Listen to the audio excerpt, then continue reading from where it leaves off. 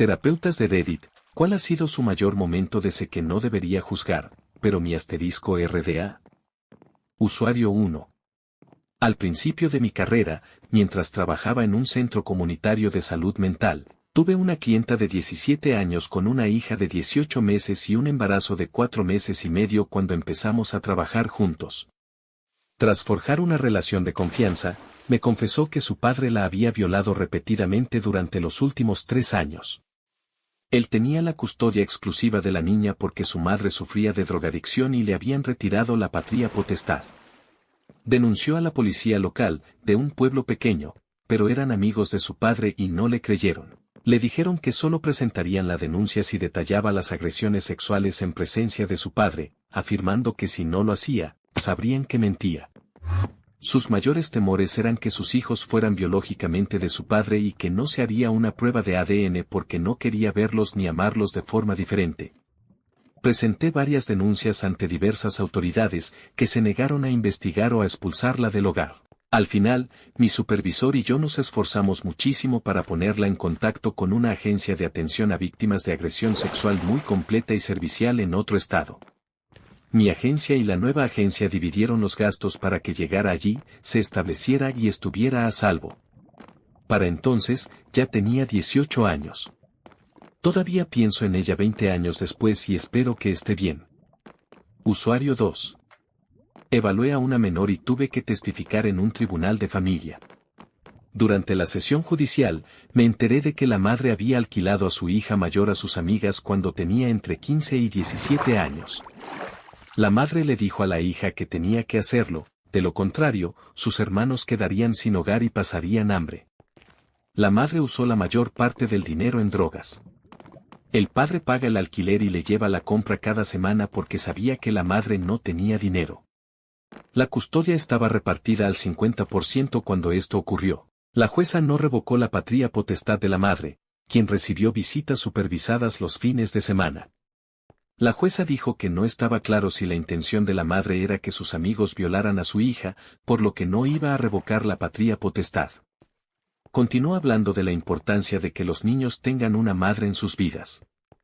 Hasta el día de hoy, juzgo tanto a la madre como a la jueza. Usuario 3.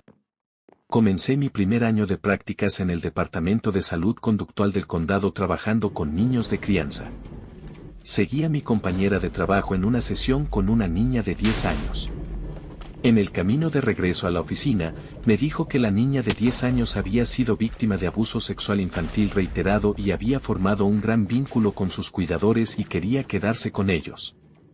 Sin embargo, su trabajador social de CPS estaba tratando activamente de que ella volviera con su madre, que todavía vivía con su novio que agredió sexualmente a la clienta. Su terapeuta continuó abogando para que la clienta se quedara con los cuidadores, porque eso era lo que la clienta también quería. Simplemente no puedo creer que CSA no sea un no inmediato, no recuperar a sus hijos si esa persona todavía está en contacto / vive con el perpetrador o es el perpetrador. Usuario 4. Hasta hace poco, trabajaba en seguridad infantil. Existe una obsesión con la unificación familiar que lleva unos 25 años.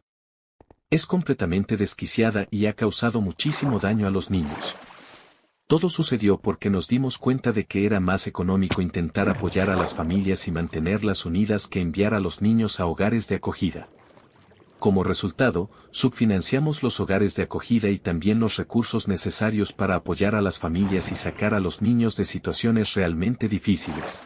Yo solía ser parte de un equipo encargado de preservar familias siempre que fuera posible, pero la verdad es que cuando llegaban a nosotros, la mayoría de las veces necesitaban estar separados, así que no lo recomendábamos con frecuencia. Usuario 5. Una encantadora adolescente fue traída a su primera cita conmigo por su padre. Su madre, con la mayor diplomacia posible, había dejado a la familia para vivir una vida egoísta y moderna con un sanador de Reiki. Lo había abandonado con 2 hijos que criar sola, y él hacía todo lo posible por ellos. La terapia fue idea de la hija, últimamente había tenido pensamientos intrusivos y preocupantes sobre tiroteos en escuelas, cómo planificar y ejecutar uno, y estos pensamientos la perturbaban y no quería llevarlos a cabo. Todavía puedo imaginar lo asustada y triste que se veía al contarme esto.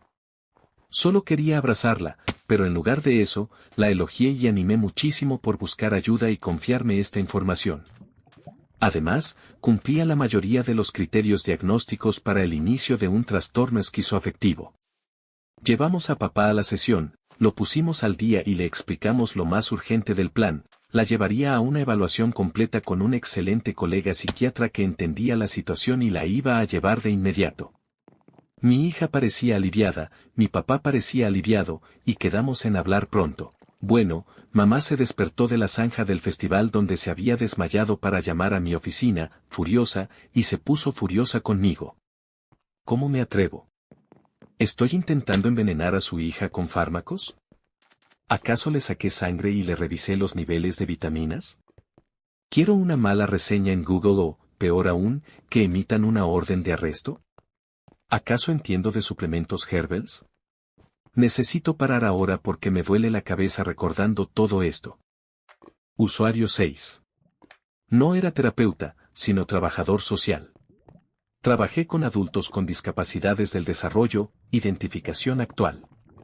La madre de uno de mis clientes me preguntó, ¿por qué me molesto en involucrar a su hijo en actividades? Su hijo fue abandonado en la puerta del estado a los 3 años. Su hijo tenía 43 años cuando era mi cliente. Disfrutaba y respondía muy bien a las actividades. Fue otro momento devastador en el campo. Tantos días conduciendo a casa llorando y casi en estado de alcoholismo, para mitigar el dolor, terminaron mis casi 8 años en ese campo. Usuario 7.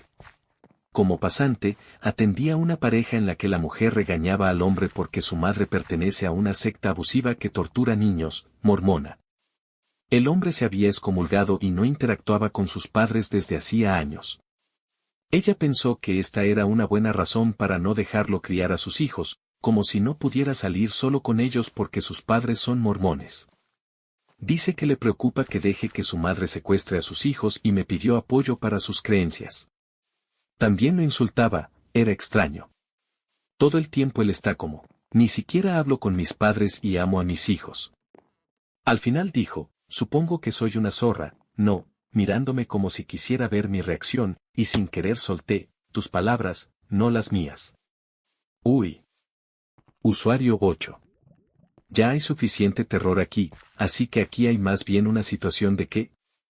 Estuve presente en una entrevista de evaluación psicoactiva durante los últimos años de mi formación. Mi cliente era un estudiante de secundaria que ya conocía la clínica. Antes de empezar, el cliente pide un pañuelo.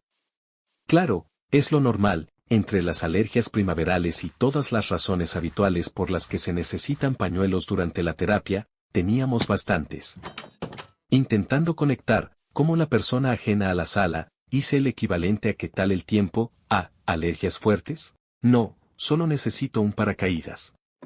Kido coloca el pañuelo en una mesita, saca su versión XR de su medicamento para el TRA, recetado, y procede a abrir la cápsula, vaciar el medicamento en el centro del pañuelo, envolverlo como una bolsita de papel antigua y tragarlo. Mi experimentado supervisor no pestañea, pero yo estoy claramente perplejo, así que el cliente me explica que cuando no quiere lidiar con la parte de liberación prolongada de sus medicamentos, simplemente retira el mecanismo de extensión, la cubierta de la cápsula, y traga el medicamento en un paracaídas de pañuelo, lo que al parecer era una práctica bastante común entre sus compañeros. Nunca había oído hablar de eso antes, nunca lo he visto mencionado desde entonces, pero destacó entre las abundantes historias extrañas sobre el consumo de drogas ilegales que escuché trabajando con el Tribunal de Menores para evaluaciones porque era tan normal.